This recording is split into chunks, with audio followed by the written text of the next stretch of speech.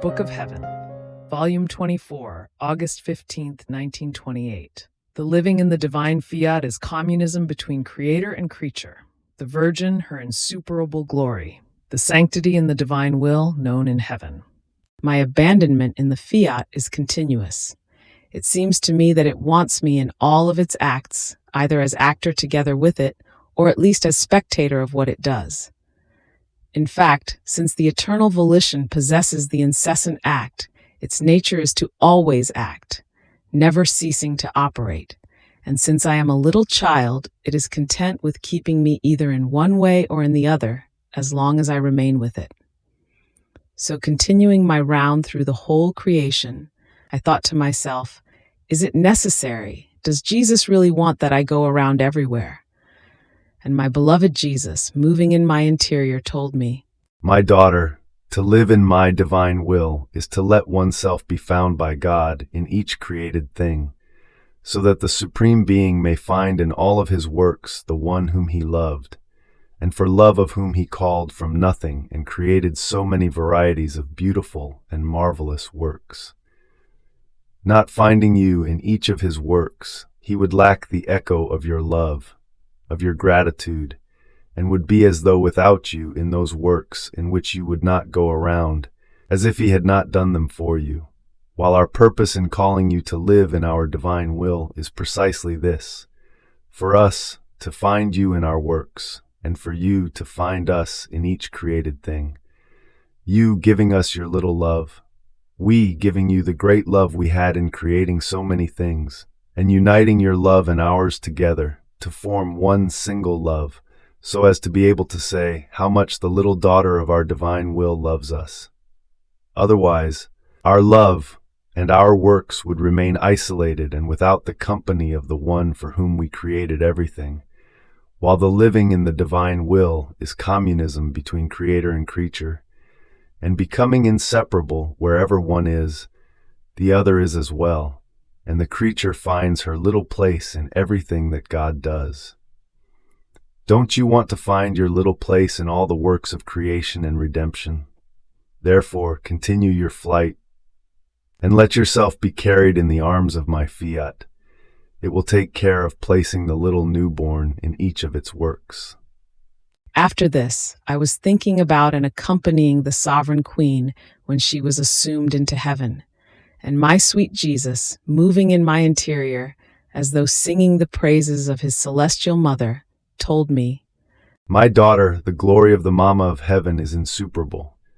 No one else in the celestial regions possesses seas of graces, of light, seas of beauty and of sanctity, seas of power, of science and of love, and what is more, she possesses these seas within the endless sea of her Creator. The other inhabitants of the blessed fatherland possess, at most, some little rivulets, some little drops, some little fountains. She is the only one, because she alone lived life in the divine Fiat. Never did the human volition take place in her. Her life was all of divine will, and by virtue of it, she centralized all creatures within herself, conceiving them in her maternal heart, and bilocating her Son Jesus as many times to give him to each creature whom she had conceived within her virginal heart. This is why her maternity is extended to all, and all can boast and say, 'The mother of Jesus is my mother,' and this mother so sweet, lovable, loving, gives her beloved Son to each one of us as pledge of her maternal love.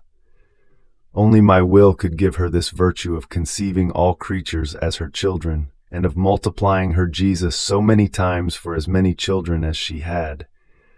Now, in heaven, the height of the Sovereign Mother, possessing her seas, does nothing but raise highest waves of light, of sanctity, of love, etc., unloading them over the throne of the Supreme Being, who, so as not to be surpassed by her love, having his own sea, more extensive and more deep, forms his own waves, higher, from beneath the seas of the Virgin Queen, and pours them upon her.